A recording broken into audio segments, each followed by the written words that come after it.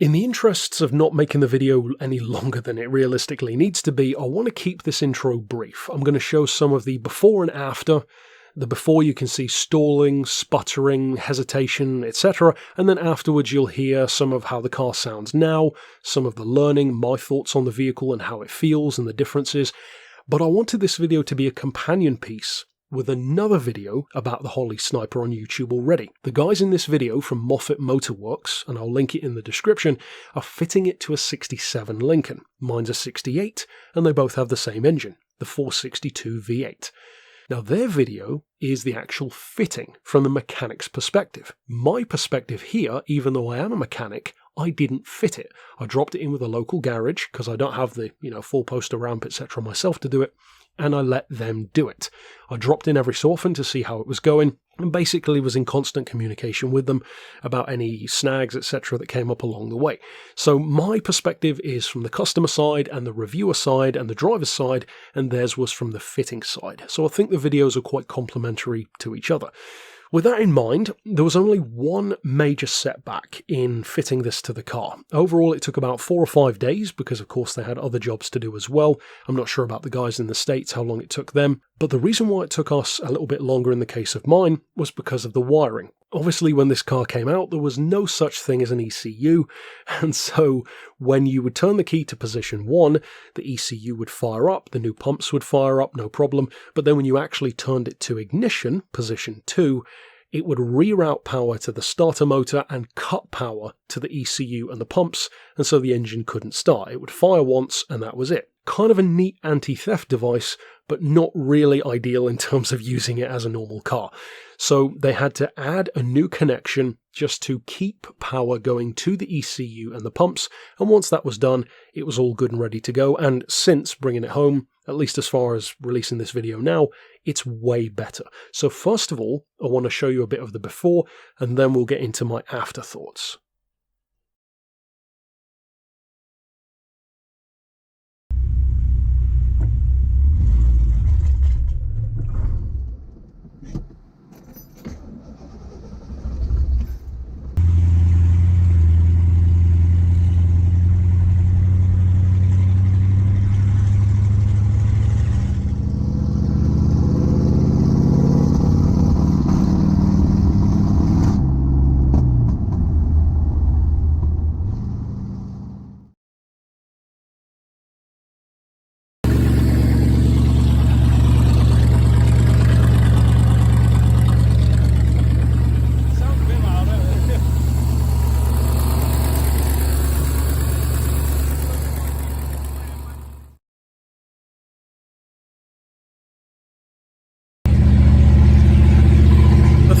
Definitely different, the pedal feels different, and obviously the ECU is still learning at this point, so I'm not expecting it to be perfect. So much more responsive, not a chance of stalling now at all, which is great, and the pedal definitely feels different.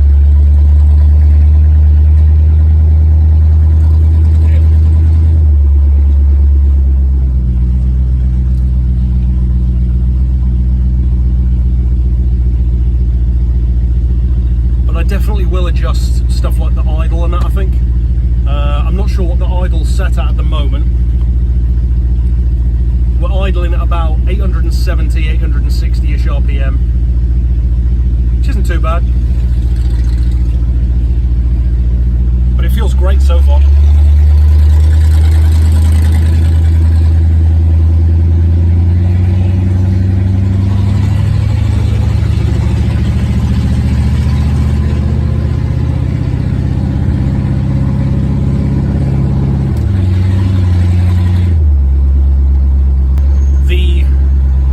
Change point has definitely changed, like from where it shifts from first to second. It feels like it's staying in first gear a lot longer, or maybe second, I'm not sure. So that's definitely changed. But the gear changes do feel a bit smoother, if anything. The sound is definitely different, it's smoother. I think I might lower the idle RPM a little bit because I want a bit more of that blub blub blub blub kind of sound.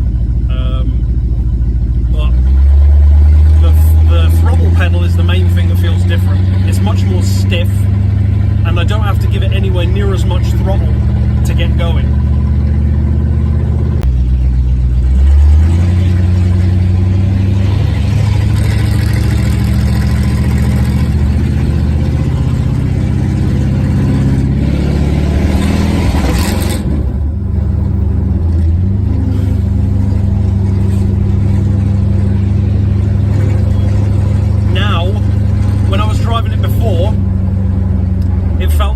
Basically using the throttle to do everything, which sounds like an obvious thing to say, but I was like really working the throttle pedal to go anywhere and get moving, whereas now it feels like I'm barely using the throttle at all and I'm using the brake a lot more because the idle is so high and it's putting out so much torque on idle that it's literally just, if I let go of the throttle, it's like cruising at 30 miles an hour on idle, as if it's like on cruise control.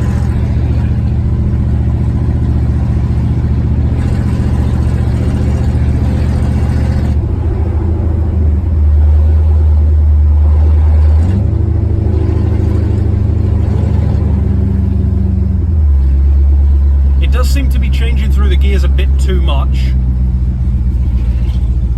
Like it's kicking down quite a lot. And I think that might be a response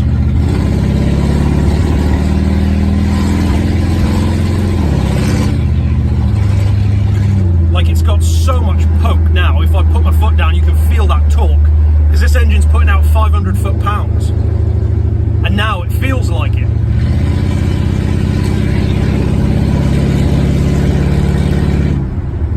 But it also feels like that's all first gear and it's sitting in the wrong gear. So I'm hoping that it might learn that, like learn out of doing that. But I guess we'll have to see. Like I said, I'm going to have to play around with the settings and get stuff to calm down a little bit.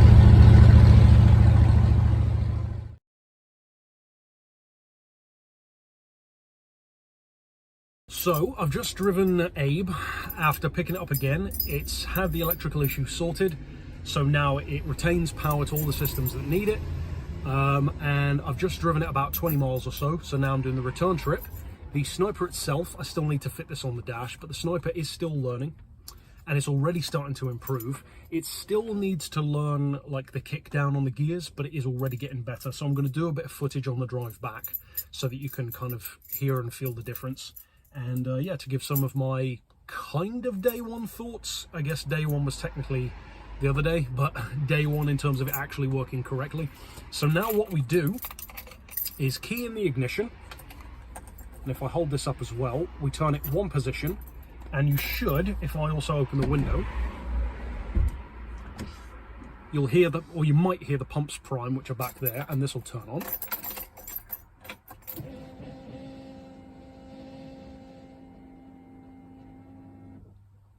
So I'm pretty sure you'll be able to hear those. Now this is all coming on, obviously. There's all our stuff. And now we should, hopefully, because this has been sitting for about maybe 10-15 minutes, should start up.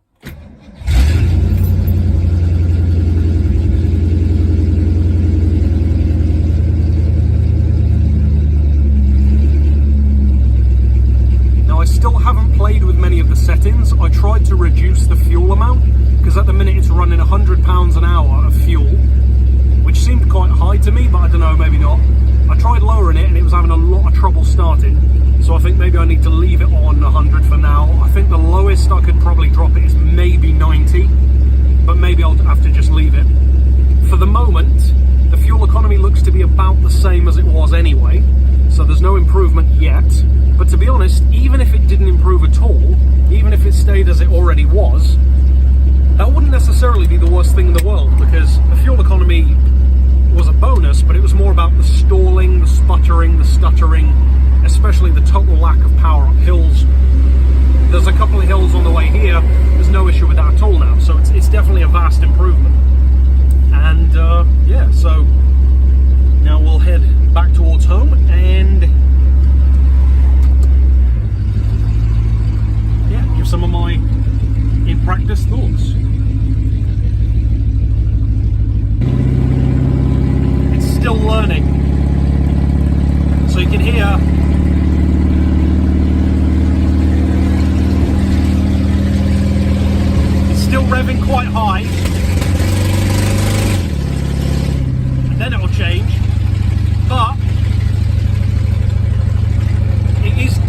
getting better. It's not kicking down anywhere near as much, and I think part of it is the car learning, or the ECU, and part of it is me relearning it, because I have to drive it totally differently now. You should get some nice volume now, because we're going right up next to a house.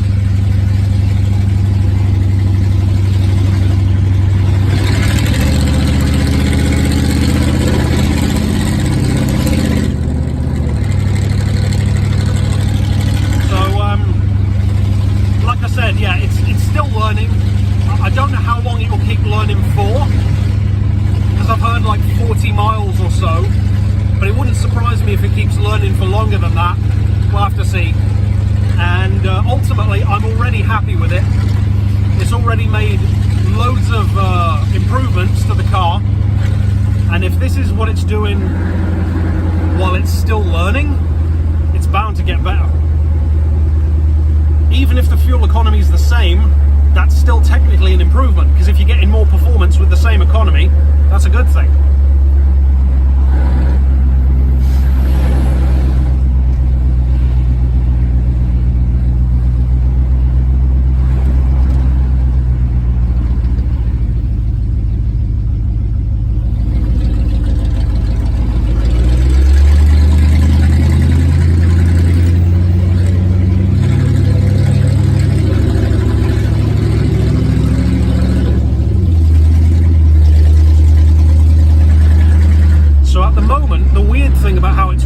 It's staying in first gear for quite a while, and then it's kicking to second and then third almost immediately. So it's a bit weird how the gearbox is currently working.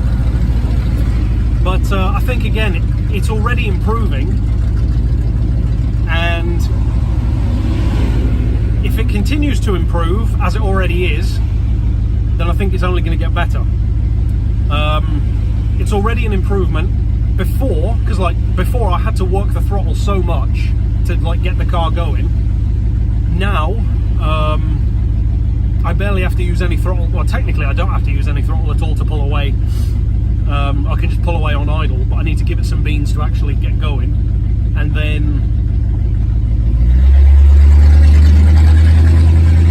the only thing it still needs to learn is when like to change gear. Like there, for example.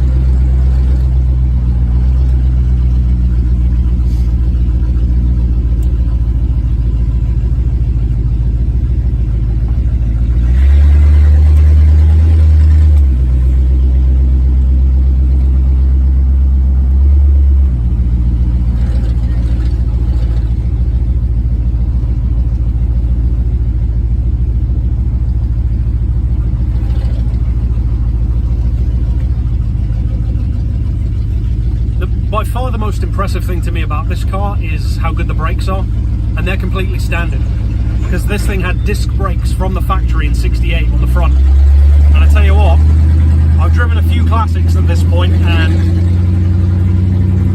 the brakes is always one of the things that lets them down, but not on this. The brakes are really good. Thankfully, they need to be.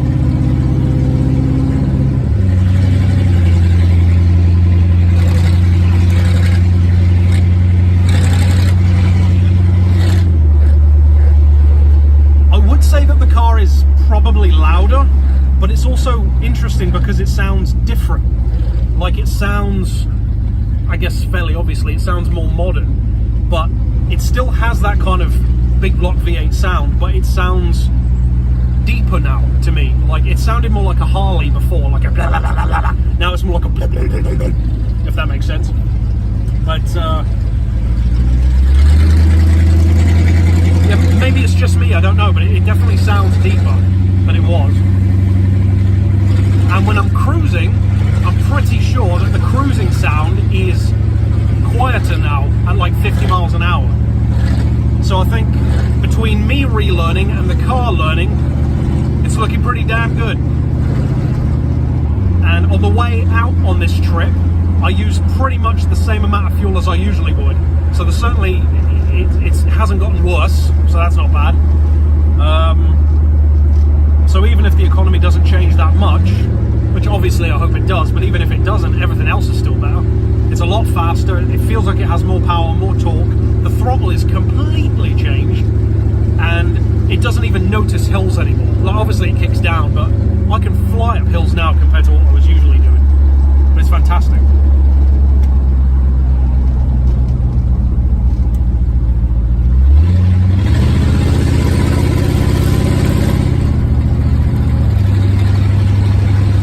Like, if I'd have just done that before on the carburetor, it would have been like it would have really struggled.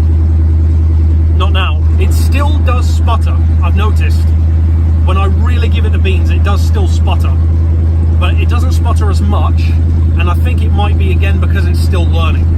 So we'll have to see how that goes, but I'm not too concerned with that, because at the end of the day, it's not a performance car. I didn't do this to make it faster, I did it to make it smoother and more reliable, and that is exactly what it's done. It's made it a better cruiser, and once that kickdown has learned itself a bit more, and it's already doing better than it was, I think it's going to be pretty damn great.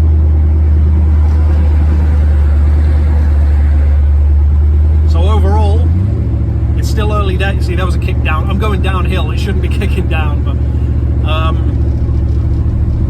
if this is early days and it's already this much better, then it seems to me like a pretty good sign. Another interesting thing I've noticed about the changes it's made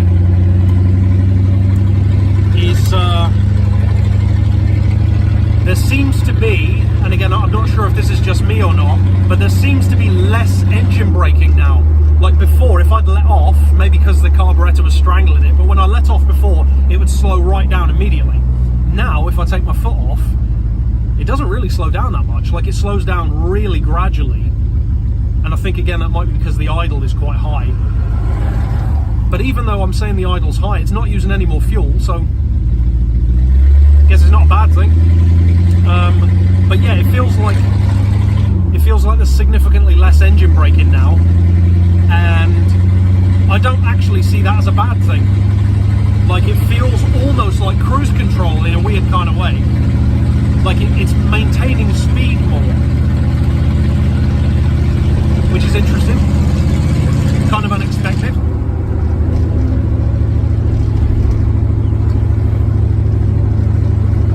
Need to adjust that mirror. But overall, I'm pretty damn happy with it so far, and I guess I'll have to check in and see how it goes.